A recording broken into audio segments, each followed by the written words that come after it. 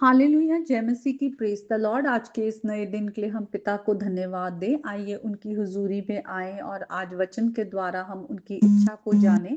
हमें हर दिन, जैसे वचन में लिखा है, हमें प्रार्थना करनी चाहिए कि प्रभु हमें दिन गिनने की समझ दे, हम बुद्धिमान हो जाएँ।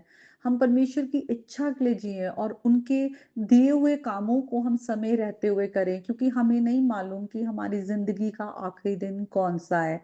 और यीशु मसीह भी जब इस संसार में थे, हम देखते हैं उन्होंने अपने चेलों को कहा कि मेरा भोजन ये है कि मैं अपने पिता की इच्छा को पूरा करूं और उनके कामों को पूरा करूं। तो हम आज यीशु मसीह के चेले हैं। हम भी हर दिन परमेश्वर की महिमा के लिए जिए, उनकी इच्छा को पूरा करें और उनके दिए हुए कामों को करें।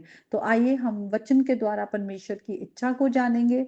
आज का वचन यूहन्ना की अंजील उसके 12वें अध्याय से है। हम 21 आयत से देखेंगे। वहां पर देखते हैं कि फसह के पर्व की तैयारी हो रही है और यीशु मसीह भी यरूशलेम में है और वहां पर बहुत और लोग आए हैं। उनमें कुछ जो यूनानी लोग भी हैं और वो यीशु मसीह से मिलना चाहते हैं। तो यीशु मसीह के चेले आकर यीशु मसीह से जब ये बात कहते हैं, तो यीशु मसीह उनसे कहते हैं, वे समय आ गया कि मनुष्य के पुत्र की महिमा हो।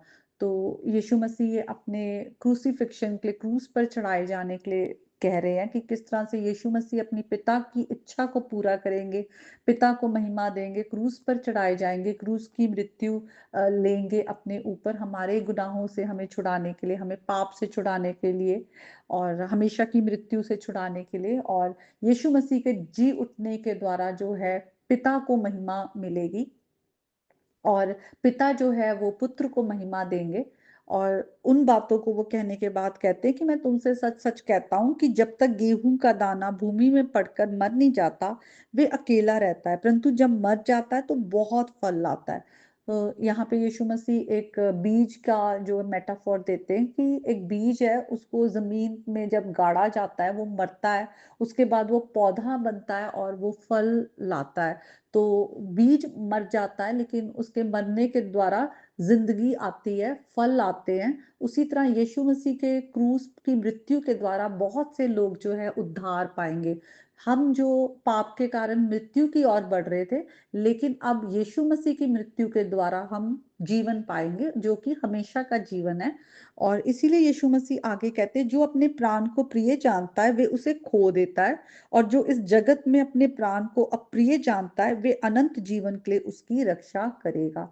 तो खुदा का वचन हमें कहता है कि हम इस संसार और संसार की चीजों से प्रेम ना रखें, क्योंकि ये सब चीजें नाशवान है। इनको हम बहुत ज्यादा, इनके पीछे हम अपने अनंत जीवन को ना खोए। हम परमेश्वर से प्रेम करें, परमेश्वर के बातों से प्रेम करें, उनकी धार्मिकता से प्रेम करें। इसलिए पौलुस भी लिखते हैं कि संसार की नहीं बल्कि स्वर्गीय बातों पर तुम ध्यान करो और स्वर्गीय बातों की तुम खोज करो, क्योंकि पुनरुत्थान और जीवन यीशु मसीह है। यीशु मसीह ने कहा कि जो कोई मुझ पर विश्वास करता है वो अगर मर भी जाए तो वो जीवन पाएगा।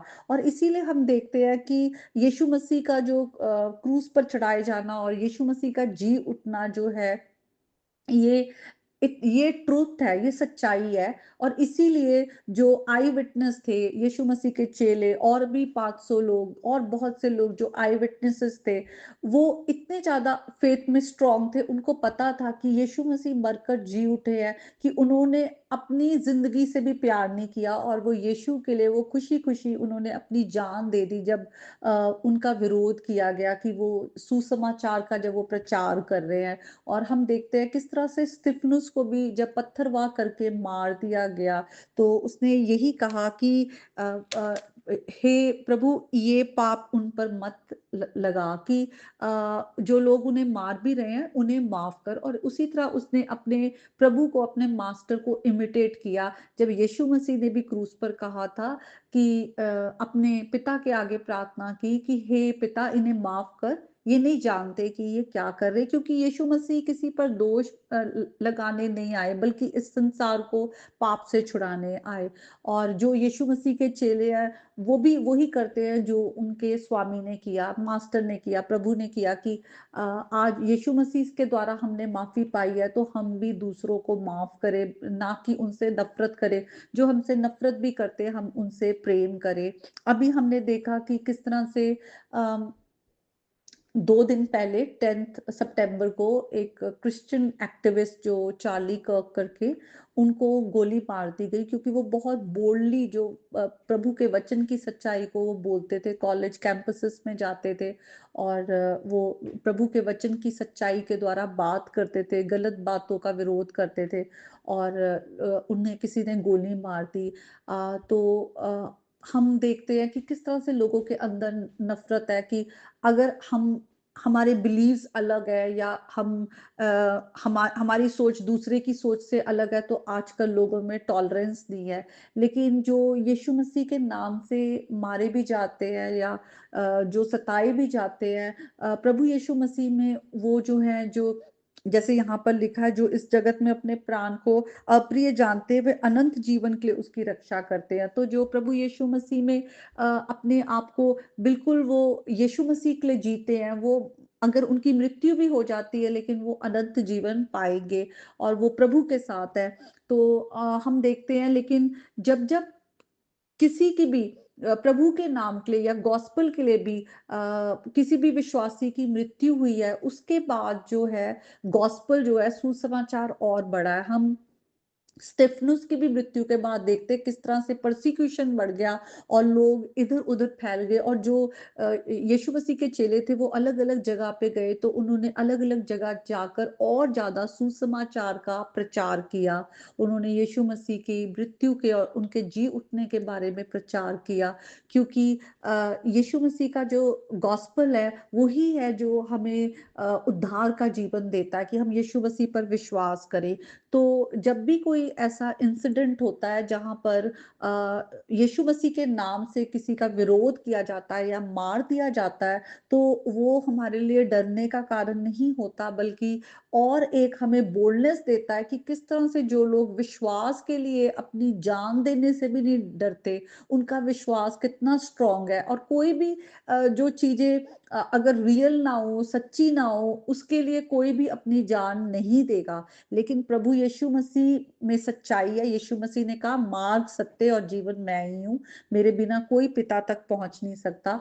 तो उस सच्चाई के लिए आज तक हम देखते हैं कितने लोगों ने अपनी जान दे दी और जब-जब किसी ने अपनी जान यीशु मसीह के लिए दी है, तो वो जो उनका लहू बहा है, वो व्यर्थ नहीं गया है। उसके बाद वो जो प्रभु का सुसमाचार है, वो और फैला है और बहुत से लोगों ने उद्धार पाया, बहुत से लोग जो हैं प्रभु की नॉलेज में आए हैं, विश्वास के द्वारा, उन लोगों के विश्वास को देखकर। और एक बार फिर से ये आयत को मैं पढ़ना चाहूँगी, जैसे यीशु मसीह ने कहा कि जब तक गेहूँ का दाना भूमि में पड़कर मर नहीं जाता, वे अकेला रहता है, परंतु जब मर जाता है तो बहुत फल लाता है। यीशु मसीह की मृत्यु के बाद उद्धार का जो सुसमाचार है, वो फैला, यीशु मसीह के चेले जो डरे नहीं बल्कि वो फैल गए और उन्होंने यीशु मसीह का बोल्डली प्रचार किया।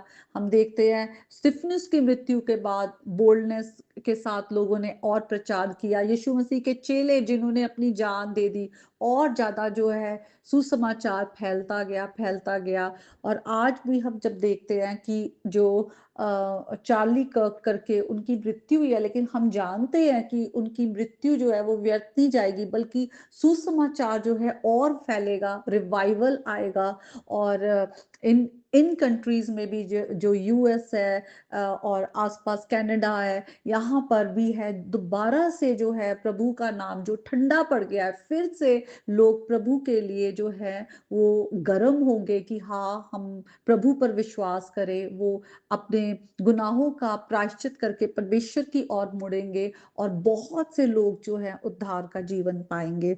तो आज का ये वचन है, हम परमेश्वर के सुसमाचार के सामर्थ को जानें कि वो उद्धार का सुसमाचार है, वो सामर्थ के साथ आता है और हमारी ज़िंदगियों को बदलता है और हमें मृत्यु से जीवन की ओर लेकर आता है। तो आज के इस वचन के द्वारा परमेश्वर आपको, आपके घर-घराने को बहुत आशीष दे। प्रभु यीशु मसीह के नाम में, आमीन। May God bless you all.